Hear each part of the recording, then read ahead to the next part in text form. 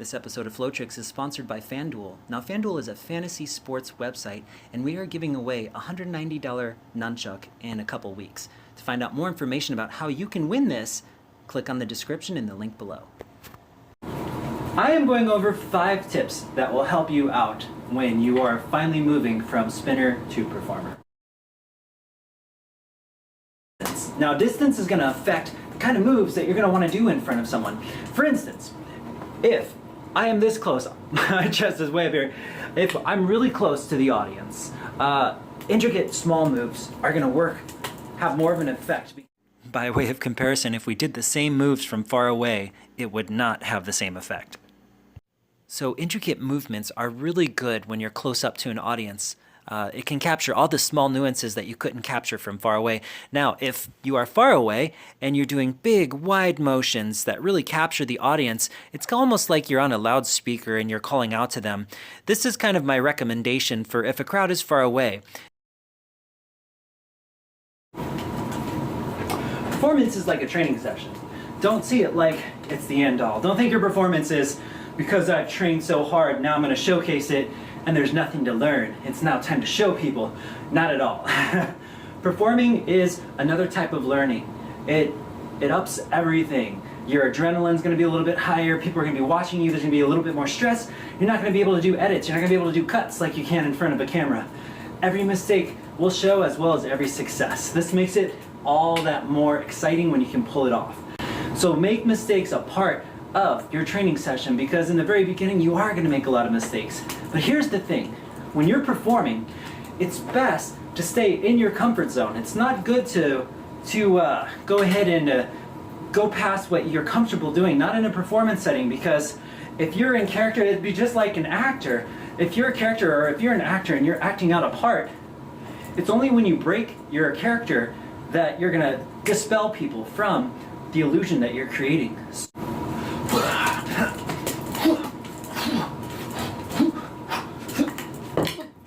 Sorry, didn't mean to do that. So sorry. Oh my god, you guys okay? Okay, good. It's better to be simple and to stay in character and to create a great effect that way than it is to be extremely complicated, but at the same time, it's unstable, it's unsteady, and if you do drop it more than once, you're probably going to lose a little bit of your character. You're going to lose a little bit of that energy that you're trying to get. Now, this isn't always the case either. For instance, if you're performing in front of a bunch of spinners, they're more forgiving. But we're talking about just general audience people. They don't know what's difficult. They don't know what's hard. And in that aspect, in that setting, it's generally better to go with precision and just stay with the energy that you're working with. Step 3 is important. It's finding a place to pause. Pause, right? Because when you're in your flow, when you're just flowing for yourself, usually you just want it to keep going. But it's different for the audience, because as the audience watches you perform, they're building up all this energy inside of them. And they want to cheer, they want to say something like, wow, that was so cool. I'll be back. The audience wants to cheer. They want to say, wow, that was so cool. So you get all this energy that's building up, and if you never stop, it'd be just like if I never stopped talking, if I just kept going on and on and on, and I was starting to make all these great points, but I never actually gave you time to clap or to cheer or to think about anything, you're going to start building all this energy, and you're going to kind of feel kind of sick, to be honest. So what you got to do is stop. Even look at them. Give them permission to clap. Give them permission. Let them release their energy, because performance, when you're performing for people, it's 2 ways. It's not just me giving to you, it's also audience gives back to the performer.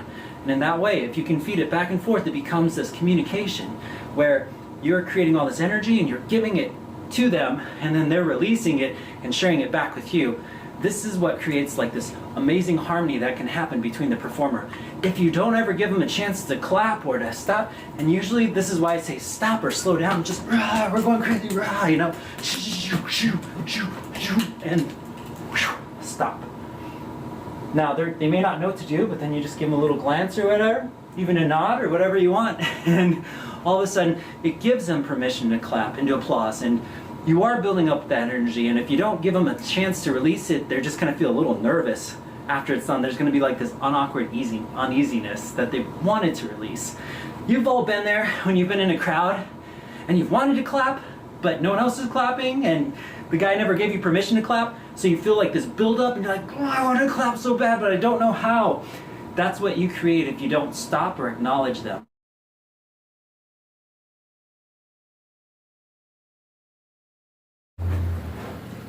So here I am. I'm just thinking about like the next thing I want to talk about, and boy, I don't know what it could be. Could you? Eye contact?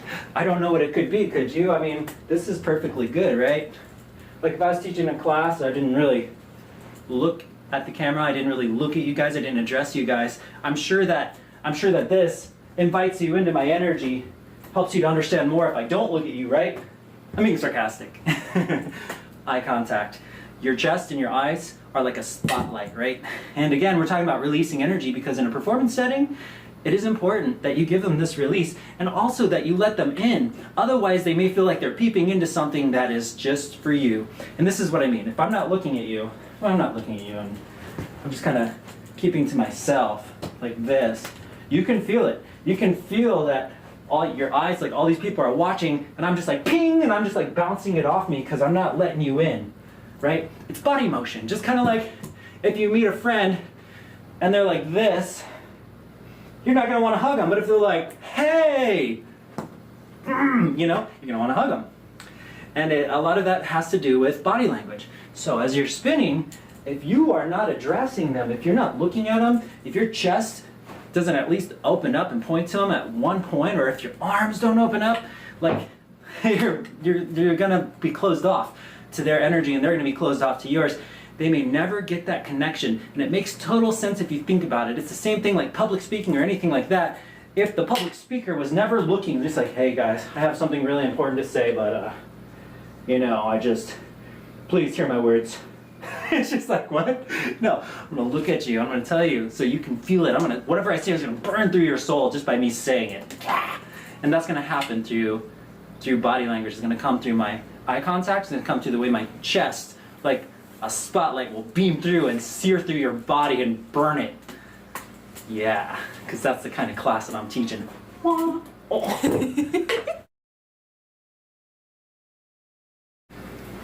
So my last one is really simple. It's don't give them everything.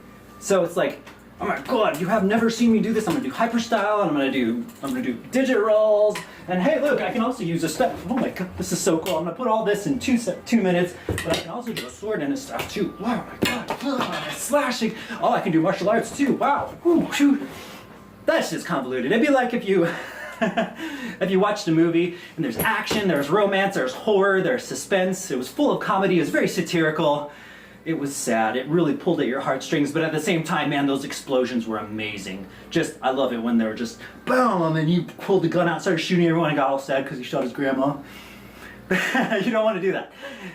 What I'm trying to say is, it's better to create an image of a person or a portrayal of an emotion or a feeling, and to build off that. Don't give them everything. You don't want them to have everything. Just because an actor can act all these different types of feelings doesn't mean it should be in the movie. The most important thing is the vision that you have for that particular time, the type of connection I want to make with you, and all the little additions that I can create to make me connect with that even more so the audience can feel this one particular thing. Because really, when you're showcasing or performing, you really only have a few minutes. So make it count, make it good. I hope these tips helped you out a lot. I had a lot of fun making them. Be sure to subscribe if you are not subscribed to Flow Tricks, and I will see you all next week.